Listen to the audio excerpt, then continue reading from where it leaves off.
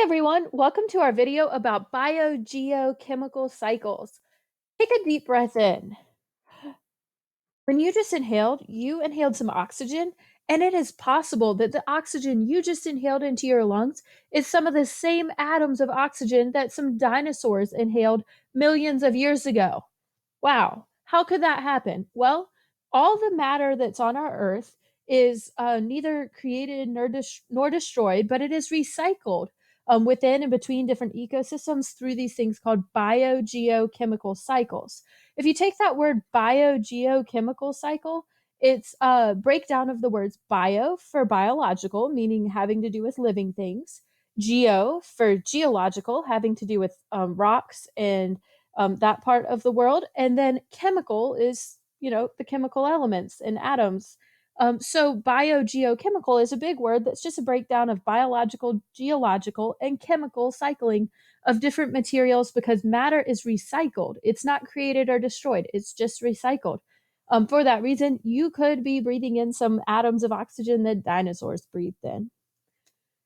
One of the first things that we talk about when we talk about different biogeochemical cycles in terms of school is the water cycle. Now, you are probably pretty familiar with the water cycle. You may have seen it back in elementary school, but let's just make sure you know everything you need to know about it.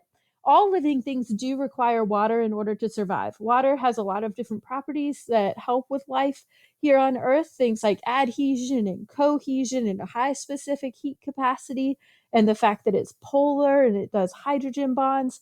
We've talked about all those properties of water that make it essential for life. But if you think about water, it's all over the earth and it's all in different forms. So it moves between the ocean and up to the atmosphere and then back down to the land and to all the living things on the land.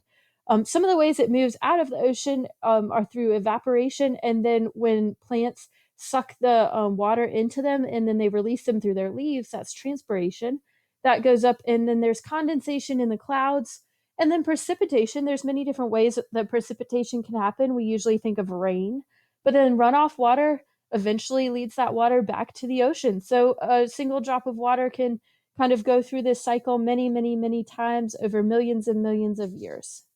Let's talk about some of that important vocab that you just have to know if you're talking about the water cycle. Evaporation, that's when water changes from liquid to gas.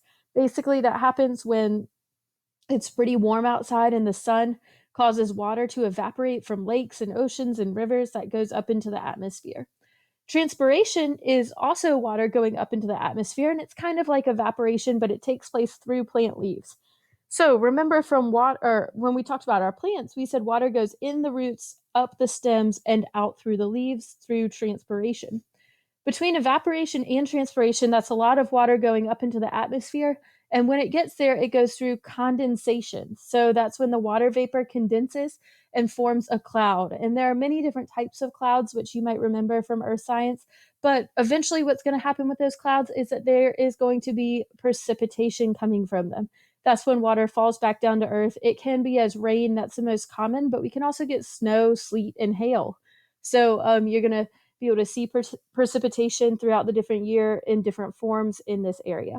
Once it hits the earth, it goes through runoff and it seeps into the ground and into lakes, rivers, and oceans and can be absorbed by plants and start the cycle all over again. Thank you so much for listening.